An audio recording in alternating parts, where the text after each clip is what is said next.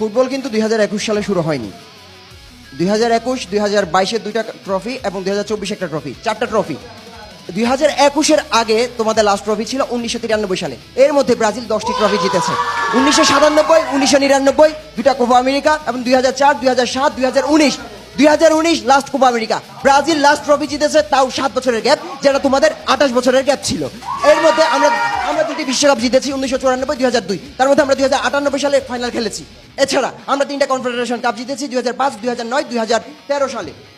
এখন তোমরা যেটা বলতে যাচ্ছ সেটা হচ্ছে লিওনেল মেসি কেন সেরা।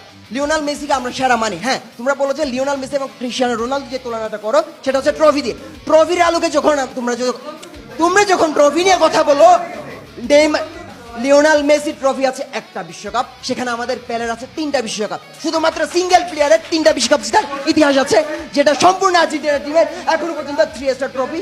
30 seconds left. ওই যে ট্রফি তোমাদের হচ্ছে 3টা ট্রফি, যেখানে আমাদের স্বয়ং একজন প্লেয়ারের 3টা ট্রফি, সেটা মনে রাখতে হবে। এবং তুমি যখন পারবা না তখন এসে উল্টা পাল্টা কথা বলবা।